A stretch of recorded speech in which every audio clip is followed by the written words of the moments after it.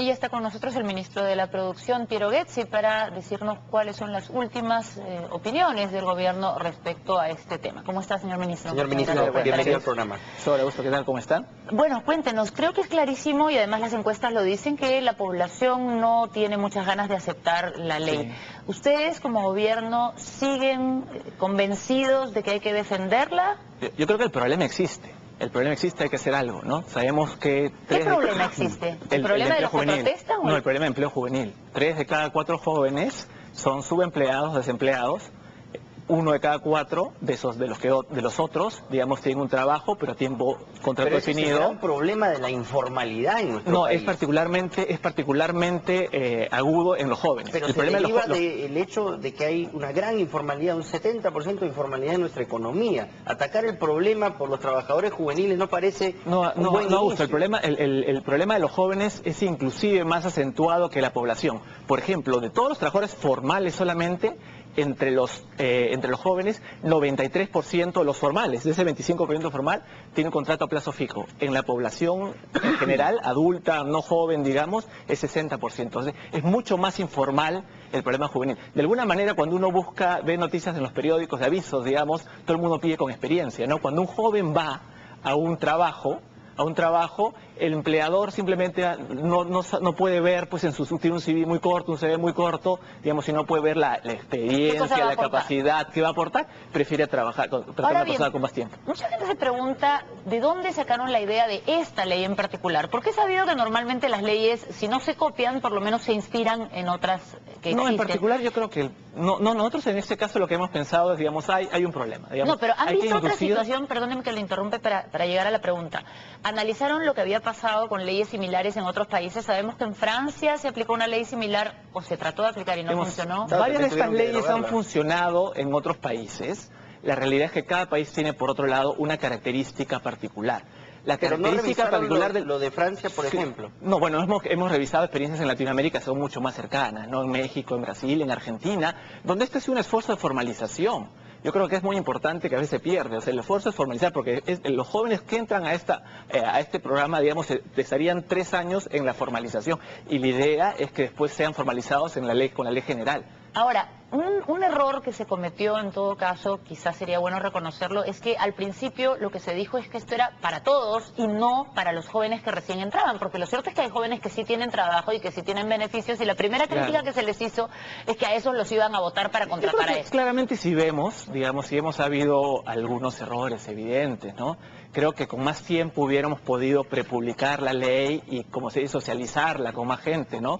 El plan de diversificación productiva, por ejemplo, que lanzamos en el Ministerio de la Producción, tuvimos 45 días que se recibió información y digamos, los ciudadanos pudieron compartirla, leerla y ver sus opiniones, ¿no? En este caso, claramente ha sido un problema. Socializarla, señor ministro, los socialistas están en la calle con letreros. Prepublicarla, eso se llama socializarla, ¿no? Prepublicarla, que la sociedad en su conjunto la entienda, la vea. Ahora, y comente. Hay una cosa que se está perdiendo, o ya se perdió por completo, y es que en nuestro país se supone que hay una democracia representativa.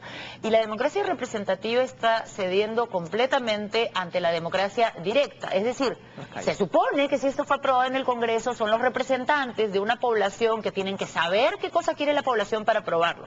Y sin embargo, lo que vemos es que en las calles les dicen, no, lo que ustedes han aprobado no me vale nada. Sí, pues, recordemos que en la primera votación en el Congreso se aprobó con 57 votos a favor, digamos, en el Pleno, ¿no? 57 a favor, 17 en contra.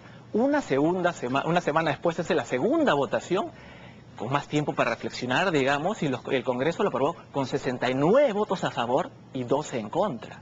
¿Eso significa que los congresistas no tenían ningún contacto con lo que sentía la gente? Mayoritariamente, o sea, fue abrumadoramente aprobada en el Congreso. ¿Y en el Ejecutivo cómo les hace sentir eso, que ahora el Congreso les quiere frenar esta ley que ellos mismos aprobaron? Claramente pues se ha politizado, ¿no? Porque se habla, por ejemplo, que el gobierno quiere esclavizar a los jóvenes, es una ley esclavizante. Cuando este gobierno está haciendo cosas, pues beca 18, la inversión en educación que estamos haciendo es fundamental.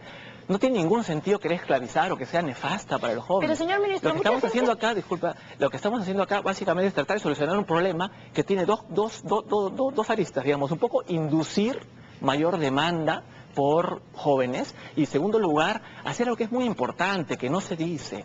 La educación es importantísima, pero casi tan importante o más inclusive, según los estudios internacionales, es la experiencia laboral, aprender haciendo y la capacitación. De nada nos sirve los recursos que estamos gastando en educación en este momento, invirtiendo en educación, si después el joven sale y está autoempleado, desempleado, subempleado. Entonces, de alguna manera, tenemos que aumentar las capacidades laborales de los chicos. Pero alguien le podría decir, señor ministro, que si los jóvenes, que se supone que son los beneficiarios de la ley, no la quieren, bueno, pues que no se las den. Si no la quieren, no la quieren, pues. Sí, pues. O sea, yo creo que sería muy malo para el país que la ley se derogue, porque el problema existe. El problema no es solo con los jóvenes, señor ministro, y ahí quizá podríamos, aunque es un tema muy largo, ir más allá. El problema del empleo en nuestro país y de la informalidad del empleo, de las dificultades de crear empleo formal, es que todo es muy complicado. Sobre todo despedir a alguien que trabaja mal.